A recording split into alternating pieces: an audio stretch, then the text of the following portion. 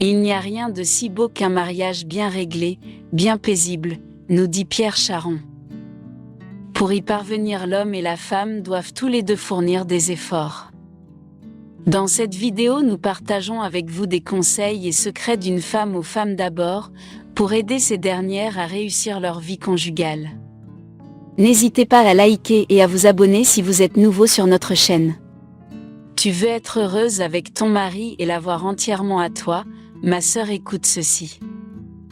Ne sois pas seulement une femme pour lui, sois d'abord sa mère, car au-delà de tout, une mère prend toujours soin de son enfant et ne l'abandonne jamais. Sois sa sœur, car une sœur protège toujours son frère. Sois sa meilleure amie, car des meilleurs amis n'ont pas de secret l'un pour l'autre, ils sont complices, ils font des folies ensemble. Sois sa maîtresse, car une maîtresse est toujours prête à recevoir son amant. La maison doit être bien soignée, même si c'est pas facile tous les jours, et surtout avec les enfants. Et enfin, sois sa femme, sa partenaire. Une femme est celle qui parle peu mais qui écoute beaucoup. Une femme est celle qui sait comprendre le silence et parfois le regard de son mari. Une femme est celle qui sait épauler, soutenir et parfois parler durement pour faire entendre raison.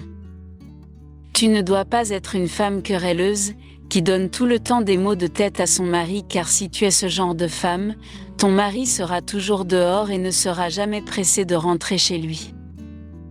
La maison doit être la première stabilité de ton mari, son premier confort, un endroit où il se sent chez lui, et cette stabilité et ce confort, c'est toi qui dois les lui apporter.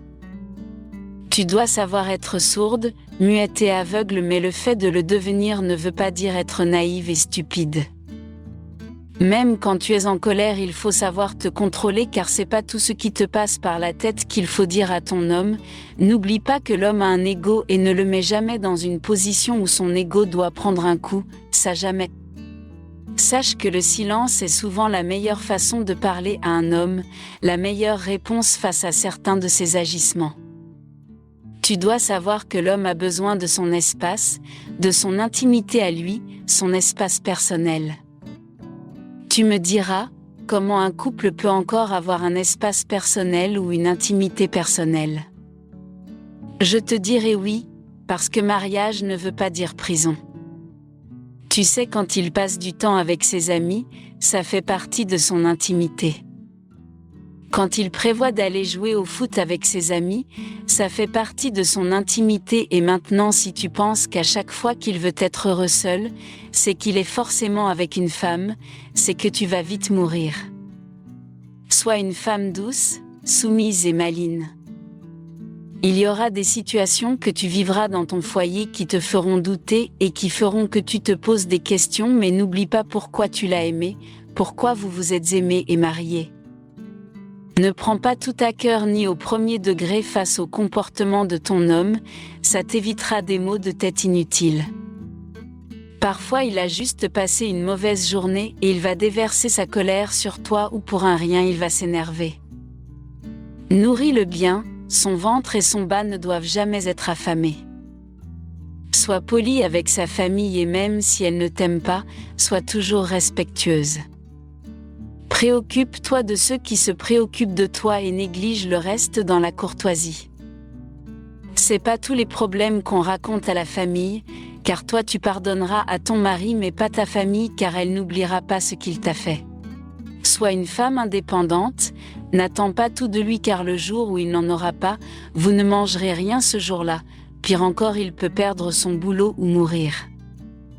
Vous devez toujours vous soutenir et surtout devant les enfants, même quand monsieur affiche un comportement qui ne te plaît pas, ne l'affiche pas devant les enfants. Reste muette quand il corrige les enfants et ensuite suis-le dans la chambre pour faire part de ton mécontentement.